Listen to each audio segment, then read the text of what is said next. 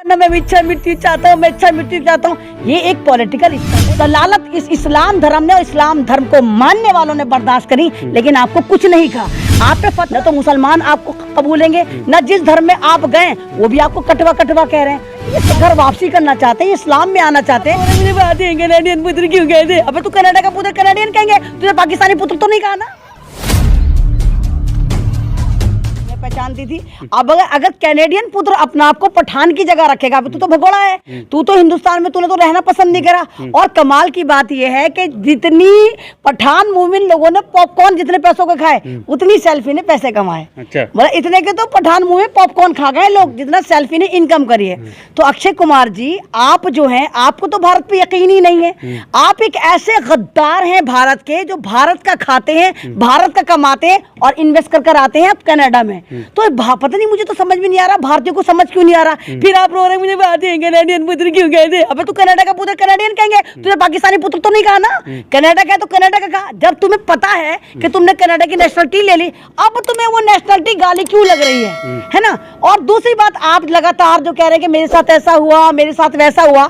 आप एक एक्टर हैं, आप कोई रियल हीरो नहीं, आप रियल हीरो हैं। और आपको जनता जब सुनना चाहती है, जब जनता थक जाती है और जनता चाहती है कि स्ट्रेस फ्री हो जाए, तो 500 रुपए का अपनी जेब से टिकट खरीदती है और जाके पिक्चर हॉल जाती है ताकि उसका मूड फ्रेश हो जाए। तो एंटरटेनमेंट टैक्स भी देती है 30%।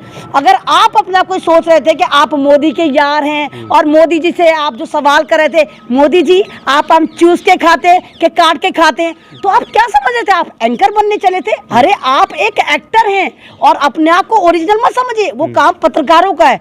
तो आपको जिस तरह ट्रोलिंग मिली और जिस तरह आपने लगातार देश के मुद्दों पर, सेंसिटिव मुद्दों पर आपने बात करके यहाँ की जनता को टारगेट करा, तो आपको तो हक ही नहीं था। जब आप भारतीय हैं ही नहीं, आप एक भगोड़े हैं, आप एक दूसरे देश के एक नमक हराम है जो भारत का कमा रहे हैं और भारत की जो इन्वेस्टमेंट है वहां जाकर खर्च कर आ रहे हैं। वो कह रहे हैं कि एक मतलब लोगों को पूरी बात नहीं पता, जैसे आपने फिर से उन्हें कनेडियन कह दिया। इसी बात से वो चिढ़ते हैं और वो कह रहे हैं कि मैंने मजबूरी में कनाडा की नागरिकता ली थी क्योंकि मेरी यहाँ फिल्में नहीं चल रही थी, मजबूरन मुझे ये फैसला लेना पड़ा। नहीं तो तूने कनाडा की नागरिकता ली थी तो कनाडा में जाके फिल्में बनाना, कनाडियन सीख, कनाडा में जाके मूवी बना। मूवी तू फिर भी यहीं बना रहा है, तेरा परिवार फिर भी यहीं पड़ा हुआ है, फिर भी तू यहीं में बेवकूफ बना रहा है। अरे आप ये देखिए, शाहरुख खान है, आमिर खान है, सलमान खान है, जितने भी मुस्लिम एक्टर हैं, इरफान खान है, इनको यहाँ के जो ये 2-2 रुपए कौड़ी के जो भक्त है, ये कैसी कैसी गालियां देते हैं। आए दिन इनका 24 घंटे वीजा निकालते रहते, जब पाकिस्तान चले जाए, पाकिस्तान चले जाए। तो ये कितने बड़े देशभक्त है कि हिंदुस्तान में ही रहते हैं। आज तक इन्होंने हिंदुस्तान की नेशनलिटी नहीं छोड़ी,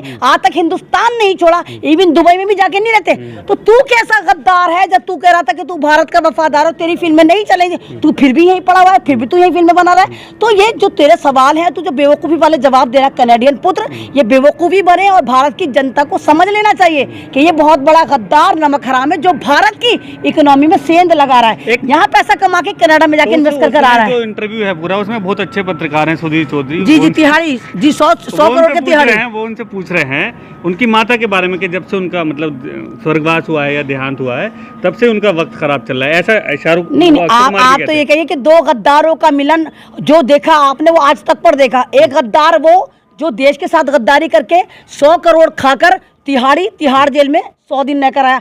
दूसरा गद्दार वो जो भारत में रहता है, भारत की खाता है, भारत में फिल्में बनाता है, भारत में रिलीज करता है और कनाडा का पुत्र कहलाता है और कनाडियन नेशनलिटी लेके बैठा हुआ है। लेकिन टैक्स तो भारत को ही देते हैं। नहीं, टैक्स भारत को दे। तो तू मतलब तुझे ऐसे बता ना, तुझे कौन सा खतरा था, ऐसा कौन सा अजाब था जो तूने कनाडा की नेशनलिटी ली और उसके बावजूद तू रो रहा है मुझे कनाडियन पुत्र कहते, मुझे कनाडियन पुत्र कहते। तो फिर तू लौटा देना, फिर तू हिंदुस्तान में आ जा। अब तो तुम सेफ हो ना, तो तुम हिंदू राष्ट्र में हो भाई। तुम तो मोदी के यार हो, लंगोट के यार हो, अब तो तुम्हें खुश होना चाहिए। तुम हिंदू राष्ट्र में हो, अब तो हिंदू राष्ट्र ही तो है, हर तरफ हिंदू राष्ट्र चल रहा है। तो तुम्हें अब भी क्या डर है? चलो तुमसे गलती हो गई, तुम्हें बेवकूफी लगी, तुमने जाके वापस चलो तुमने कनाडा के पुत्र बन गए, तुम तो अब इंडियन पुत्र बन जाओ ना। तो भाई ये सारे के सारे ड्रामेबाज अप्लाई कर दिया भारत पुत्र बनने के लिए। नहीं, ये सारे ड्रामे हैं, सिर्फ ये बेवकूफ बनाने वाली बात है। ये वो खाली के बैंगन है जो खाएंगे यहाँ और गुणगान गाएंगे दूसरे मुल्कों में, रहेंगे यहाँ, नेशनलिटी दूसरे मुल्कों में पाएंगे। दिक्कत है अगर वो भारत के प्रधानमंत्री की तारीफ कर रहे हैं हैं तो आम चूस के खाएं या काट के खाएं, अगर वो पूछ ले रहे हैं उनसे तो आपको क्या दिक्कत हो नहीं, मतलब हमारा देश का प्रधानमंत्री जो बुद्धिजीवी होना चाहिए था, आज 2 साल का बच्चा मैं आपके पास लाके खड़ा कर दूं, उसको भी पता है कि चूसने की चीज चूस के खाई जाती है, काटने की चीज काट के खाई जाती है। वो बावला बेवक्त की पैदाइश कैनेडियन पुत्र, बताओ देश के प्रधानमंत्री से सवाल कर रहा है, मोदी जी आप हम चूस के खाते हैं काट के खाते हैं। एक उससे भी बड़ा बावला है, वो कह रहा है मोदी जी आप वॉलेट लेफ्ट साइड रखते हैं या राइट साइड रखते हैं। एक बार तो ऐसे बेवकूफी के सवाल आप एक प्रधानमंत्री से कर रहे हो, ये देश की तौहीन है, ये प्रधानमंत्री की तौहीन है। और जब ये इंटरनेशनल वायरल हुआ तो लोगों ने देखा कि एक मंदबुद्धि प्रधानमंत्री से एक एक्टर जो अपना को खिलाड़ी कहता है वो कैसे सवाल पूछ रहा है। केजी वाला बच्चा भी बता देगा कि चूसने वाला जो आम है वो चूस के खाएंगे और पिलपिला वाला जो आम है वो किस तरह खाया जाएगा। तो ये सारे के सारे ड्रामे हैं। अगर मोदी जी की कोई तारीफ कर रहा है तो आपको बुरा क्यों लग रहा है? अक्षय कुमार के अलावा एक वसीम रिजवी भी हैं जो भाजपा और मोदी जी की बहुत तारीफ करते थे, अब आप उन्हें भी बुरा कहेंगे? नहीं, नहीं, मृत्यु मांग रहे नहीं, हैं तो अगर तारीफ करते थे तो ये तो वसीम रिजवी के साथ यही है। वसीम रिजवी जी, जब आप वसीम रिजवी थे, इस्लाम में दाखिल थे, आपकी तमाम तर सलालत इस इस्लाम धर्म ने और इस्लाम धर्म को मानने वालों ने बर्दाश्त करी, लेकिन आपको कुछ नहीं कहा। आप पे फतवा नहीं लिखा कि सर तन से जुदा, किसी मुसलमान ने आप पे फतवा नहीं दिया कि इसका सर तन से जुदा कर दो, जबकि आपने अखलाक से गिरी हुई हरकतें करी। आपने कुरान को गाली दी, आपने रसूल को गाली दी, आपने शाहीन बाकी औरतों को धंधे वाली बताया और लगातार आप इस्लाम को टारगेट करते रहे। लेकिन जैसे ही आपने कहा कि मैं जितेंद्र त्यागी बनना हूं, यानी आप तो मुसलमानों में एक चितपावन मुसलमान थे, यानी आप सैयद थे, सादात में से आते थे, और आप वहां पर जाकर ओबीसी हिंदू बन गए और बनने के बाद लगातार आप टॉर्चर हो रहे। अब आप ही कह रहे हैं कि आपको इच्छा मृत्यु चाहिए, यानी आपको पता चल गया ना कि जहां पर आप गए थे वहां पर आपकी जिंदगी कैसे नर्क बना दी गई।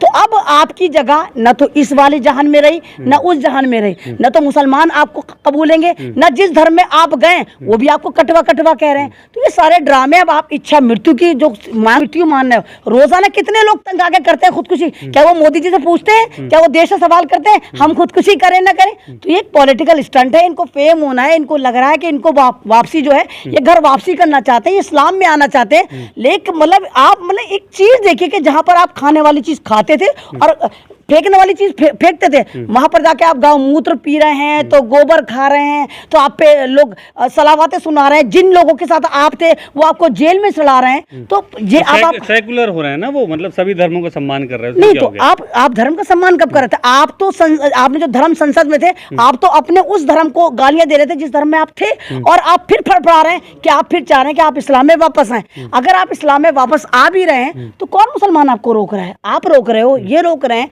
कोई मौलवी साहब रोक रहे हैं, कौन सा फिरका रोक रहा है? ये तो आपकी मर्जी, आप कोई सा भी धर्म अपनाएं, कोई सा भी धर्म को त्यागें। लेकिन ये ड्रामा करना, मैं इच्छा मृत्यु चाहता हूं, मैं इच्छा मृत्यु चाहता हूं, ये एक पॉलिटिकल स्टंट है। ये अपने आप को पॉपुलर करने के लिए ये नौटंकी करे, क्योंकि जिसको मरना होता है वो मर जाता है, जिसको खुदकुशी करनी होती है वो खुदकुशी कर लेता है।